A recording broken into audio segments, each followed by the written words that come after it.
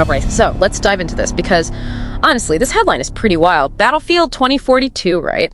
It actually temporarily jumped ahead of the entire Call of Duty franchise on Steam. Player counts. I mean, yeah, you heard that right.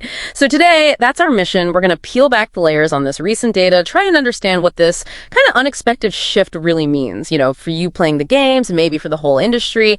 And the numbers themselves, they're really interesting. They tell a story. So just recently, Battlefield 2042, it was pulling in like 50,000 to 60,000 current players, and it's 24-hour pick, somewhere around 65,000, maybe 75,000. Pretty impressive.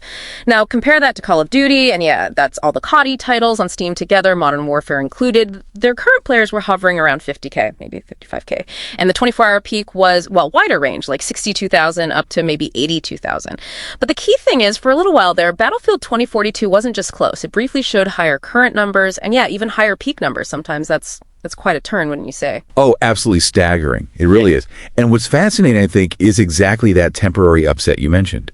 Because it just goes against, you know, the grain. Sure, player counts, they always go up and down in these live service games. That's normal.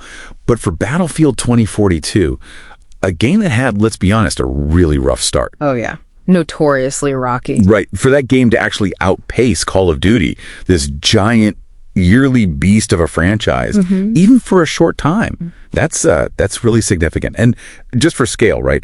Call of Duty's all-time peak on Steam, almost 500,000 players, like 488,000. Wow. Okay. Battlefield 2042's all-time peak is closer to 107,000. So this recent surge is not just some random blip. It really shows a kind of remarkable return to relevance for them, a powerful re-engagement, even if temporary. A hard-won return is definitely the right way to put it. I mean, thinking back to launch, a lot of us had kind of written it off. So what actually happened? What did they do? What were the key things that turned it around so dramatically for Battlefield 2042? How'd they pull off this comeback? Well, if we try and connect the dots, Battlefield 2042's comeback really came down to a pretty relentless effort by the devs. Multi-pronged, really. They had to rebuild trust, give people actual reasons to come back. It wasn't just one thing. First off, huge focus on just fixing the basics, the technical stuff. Okay. Yeah, like squashing major bugs, making servers more stable, reworking core gameplay things, hit registration, weapon feel stuff that really annoyed players at the start. They essentially rebuilt parts of the game using feedback. So not just small patches then, like really digging in and fixing the core experience. That sounds like a ton of work. Exactly. A massive undertaking. And that kind of paved the way for the second big thing, major gameplay changes based on what the community wanted. The biggest one, bringing back the traditional class system. That was huge. Yeah. People were not happy with the specialists initially. Precisely. They ditched that specialist system that everyone disliked at launch. It felt like a direct response, you know. People felt the Battlefield identity was lost. And alongside that, they actually delivered new content that people liked. Good maps like Exposure, Spearhead, Reclaimed. Maps that felt more like classic Battlefield. Plus, you know, new specialists, new weapons through the seasons. And you mentioned free content earlier. How did that fit in? Was that enough to actually tempt people back? Because just saying new stuff doesn't always cut it if the game still felt broken to them before. Right, good point. And that's where the smart use of free content and sales really kicked in.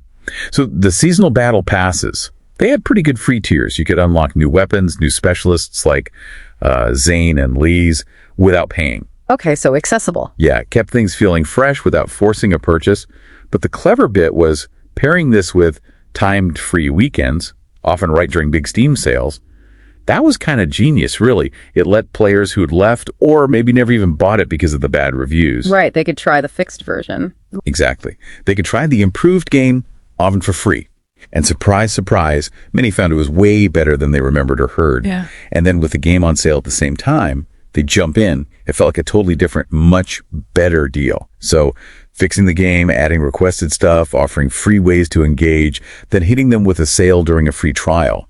That whole combo, it just worked incredibly well. That really is a powerful combination, and it kind of reframes how we think about these live service games, doesn't it?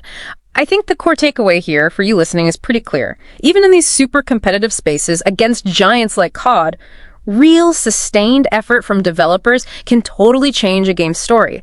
It shows that if you actually listen to your players, do the hard work, and are smart about bringing them back, you can turn what looked like a total disaster into, well, a pretty remarkable comeback. It wasn't just random updates. It felt targeted, Yeah, and it definitely raises a big question, I think. For us as players, and maybe for the whole industry too, like how much can that consistent, meaningful post-launch support the kind that actually makes the game fundamentally better really change where a game ends up? And what does this specific Battlefield 2042 surge tell us about what players expect now? About loyalty, especially when a game goes from like stumbling out the gate to suddenly sprinting, makes you wonder what other games could achieve if they really committed like that.